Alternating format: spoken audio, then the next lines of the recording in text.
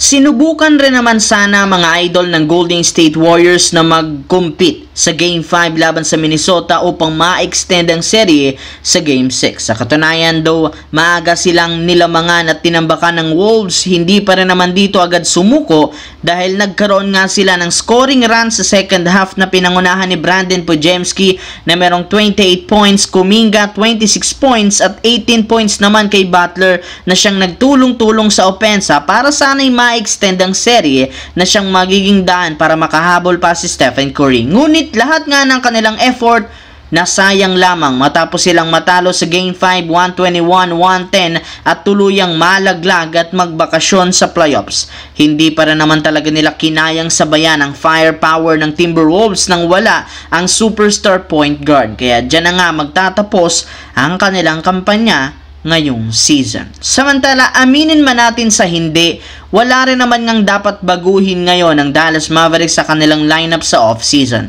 Napakasolido pa rin naman ito sa dami ng mga talentadong malalaro na kayang mag-step up sa crucial minutes, sadyang nalalaglag lamang sila ngayong season matapos mawala si Kyrie Irving. Sa madaling salita, mukhang sapat pa rin naman ang kanilang lineup para maging competitive next season habang hinihintay ang pagbabalik ng superstar guard. Pero ayon sa isang analyst, malaki pa rin naman ang posibilidad na gumawa ng trade dito since kailangan nga po nilang magdesisyon kung sino kina Daniel Gafford at Derek Lively ang kanilang pananatilihin. Sa parte ni Gafford, kasalukuyan nga itong humihingi ng mas malaking kontrata na hindi rin naman afford ng Dallas Mavericks, kaya maaari nga pong mas piliin na lamang nila itong i-trade as soon as posible upang sa ganun mas makakuha sila ng mas magaling na scorer at gwardya. Well, as of now, may ilang mga teams ang nagkaka-interes sa pagkuha sa kanya kagaya ng Lakers since gusto nga nila itong i-partner muli kay Luka Doncic. Willing rin naman sana si Rob Pelinka na i-offer dito sa Dallas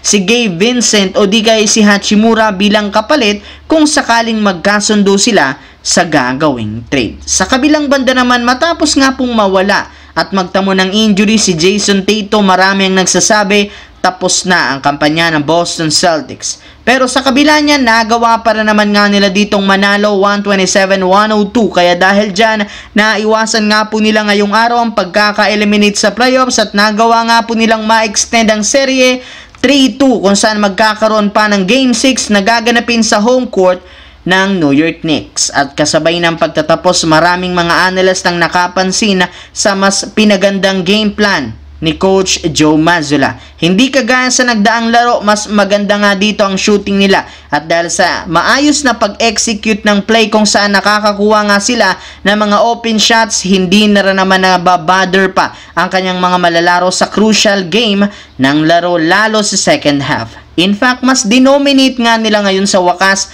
ang third at fourth quarter at lahat ngang yan nagawa nila sa pag-step up ng majority kagaya ni Jaylen Brown na merong 26 points, Derek White 34 points kung saan silang dalawang nagtulungan para na trabahuhin ang naiwan ni Tatum. Bukod dyan, naging malaking tulong rin naman si Luke Cornett na nanguna sa front court matapos nilang bangkuin si Kristaps Porzingis. Kaya kung sakaling maulit nila ang ganitong performance, hindi malabo na mapuwersa ang Game 7.